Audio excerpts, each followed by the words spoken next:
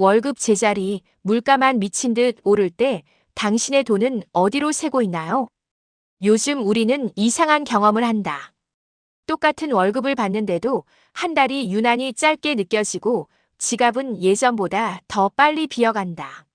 삼각김밥, 커피, 점심값, 대중교통 요금까지 모든 것이 조금씩 오르는데 그 조금이 모여 우리의 소비 여력을 크게 잠식한다. 우리는 그대로인데 세상이 먼저 변해버린 것이다. 많은 사람들이 말한다. 난 더 쓰지 않았는데 왜 돈이 항상 모자라지?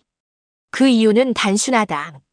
물가가 우리의 돈보다 빠르게 움직이기 때문이다. 그리고 이 시대의 가장 큰 착각은 아무것도 하지 않는 것이 안전하다는 믿음이다.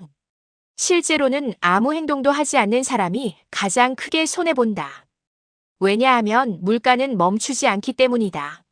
나는 자산관리 전문가로서 수많은 사람을 상담해왔다. 그리고 공통된 사실을 발견했다. 부자가 되는 사람과 계속 힘든 사람의 차이는 연봉이 아니라 자산을 어떻게 지키고 운영하느냐였다. 1. 물가 상승은 돈의 가치를 조용히 훔친다. 은행에 1,000만 원을 넣어두면 겉으로는 그대로다. 그러나 물가가 5% 오르면 그 돈으로 살 수 있는 것들은 줄어든다. 사람들은 주식이 떨어질 때만 손해를 본다고 생각한다. 하지만 실제로는 현금 비중이 큰 사람이 인플레이션 시대에 가장 큰 손실을 본다. 아무것도 하지 않는다는 것은 곧 돈의 가치를 스스로 깎는 것과 같다. 2. 우리는 같은 삶을 살지만 지출은 자동으로 증가한다. 대부분의 사람들은 예전이랑 똑같이 쓰는데 왜 부족하지? 라고 생각한다. 하지만 커피 한 잔, 점심 한 끼, 관리비, 보험료, 교통비까지 모두 조금씩 오른다. 소비 습관은 그대로인데 가격만 바뀐 것이다. 이런 기본 지출의 상승이 월 10만, 20만 원씩 당신의 자산을 갉아먹는다. 그래서 자산 관리는 수입 증가보다 지출 구조 개편에서 시작해야 한다. 3. 부자들은 절약이 아니라 구조 조정을 한다. 많은 사람은 절약을 떠올린다. 하지만 부자들은 전혀 다르게 접근한다. 그들은 지출의 효율을 높인다.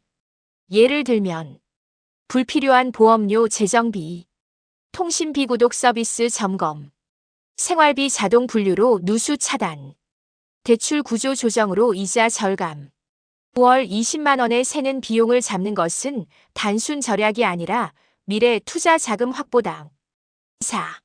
물가를 이기려면 자산의 성격을 바꿔야 한다. 인플레이션 시대에는 현금을 오래 보유하는 것이 가장 위험하다. 자산을 물가보다 빨리 성장하는 영역으로 이동시켜야 한다. 대표적인 자산군은 다음과 같다. 물가 방어 자산, 금, 원자재, 에너지 관련 ETF 등. 물가 상승 시 가치가 함께 오를 가능성이 높다. 현금 흐름 자산, 배당주, 리츠REITs, 배당 ETF. 꾸준한 수익을 만들어 물가 부담을 줄인다. 장기 성장 자산, 미국 지수 ETF, 글로벌 성장주. 시간이 지날수록 가치가 축적된다. 핵심은 단 하나. 돈을 잠들게 두지 말라. 5. 물가시대 자산 방어 5단계. 당신이 지금 바로 해야 할 것은 다음 5가지다. 지출 누수 점검. 소액 구독, 보험, 통신비를 완전히 재정비하라. 자산 비중 점검. 현금 비중이 과도하게 높은가? 물가 방어 자산 편입.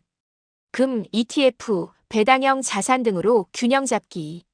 장기 자동 투자 시스템 만들기. 시간이 복리이 된다. 수입 다변화. 작은 부업이라도 결국 큰 안정성을 준다. 6. 가장 위험한 행동은 아무것도 하지 않는 것.